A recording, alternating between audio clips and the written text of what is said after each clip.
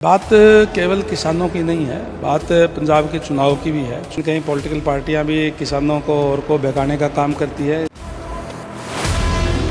कहीं कि social media पर यह भी कहा जा रहा है कि सरकार जो है बच्चों पर लाठीचार्ज करवा रही है। इसको लेकर आप क्या कहें?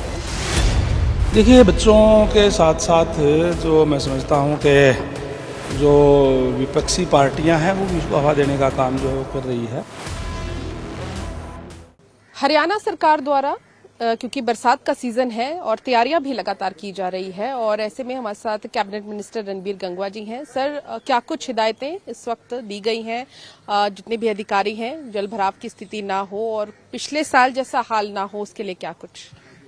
हमने पब्लिक हेल्थ डिपार्टमेंट की भी और पीडब्ल्यूडी विभाग की दोनों की मीटिंग बुला करके सभी अधिकारियों को दिशा निर्देश दे दिए हैं।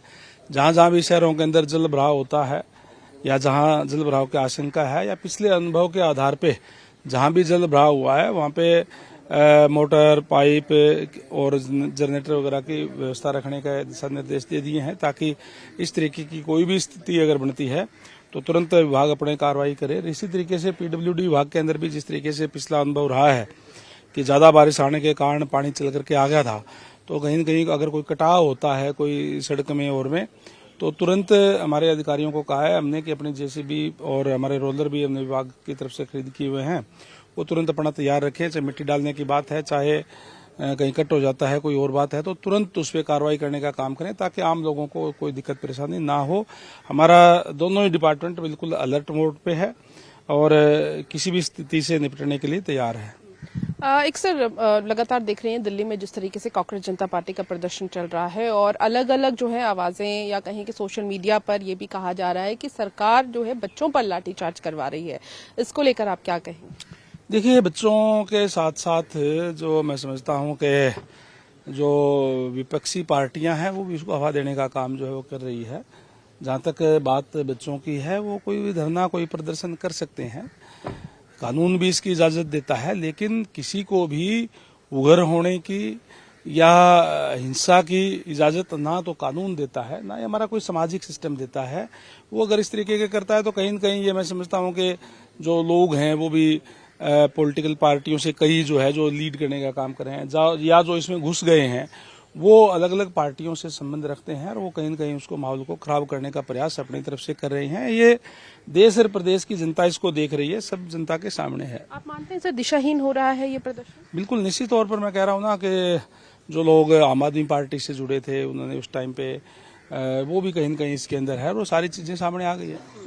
सर, नीट को लेकर आज प्रधानमंत्री का बयान भी सामने आया है और इसे महापाप बताया है। आपको लगता है कि पीएम की एक स्टेटमेंट देने से जो प्रदर्शनकारी हैं, खासकर कांग्रेस जनता पार्टी के जो युवा वहां पर मौजूद हैं इस वक्त प्रदर्शन को लेकर, उन्हें प्रधानमंत्री की स्टेटमेंट पर विश्वास करना चाहिए?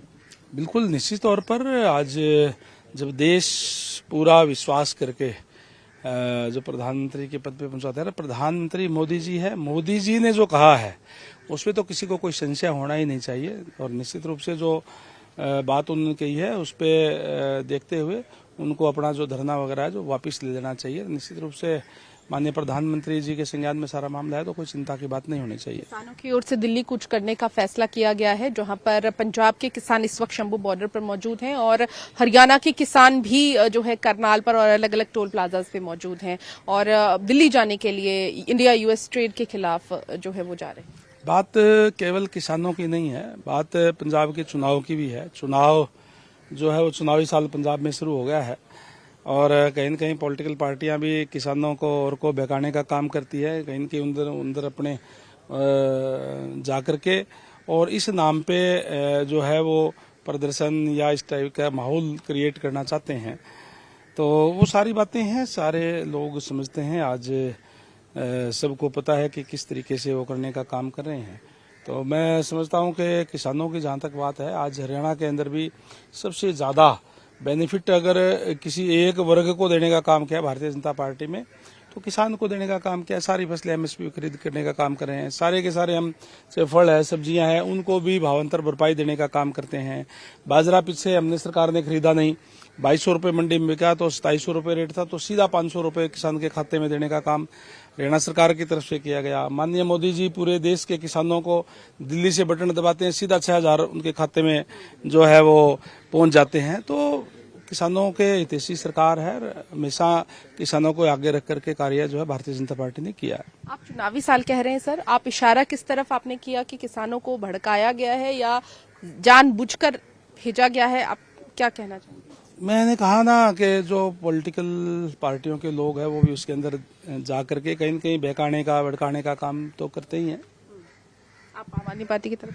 मैंने कह दिया जो कहना था, समझते हैं सारे। Thank you. शुक्रिया सर। तो ये थे हमारे साथ कैबिनेट मिनिस्टर रणबीर गंगवा, जिन्होंने कहा कि किसानों का जो प्रदर्शन है वो पंजाब के चुनावी साल के साथ जुड़ा हुआ है और यहाँ पर पॉलिटिकल पार्टीज का जो है यहाँ पर कहीं ना कहीं सभी धरनों में उनकी ओर से शामिल होने के बाद वो धरना जो है वो कहीं ना कहीं किसानों का या फिर सीजेपी की बात करें तो वो स्टूडेंट्स का नहीं रह जाता, बल्कि वो पॉलिटिकल पार्टीज उसे हाईजैक कर लेती है। कैमरा पर्सन समीर के साथ Puja Verma, daily post news, Chandigarh.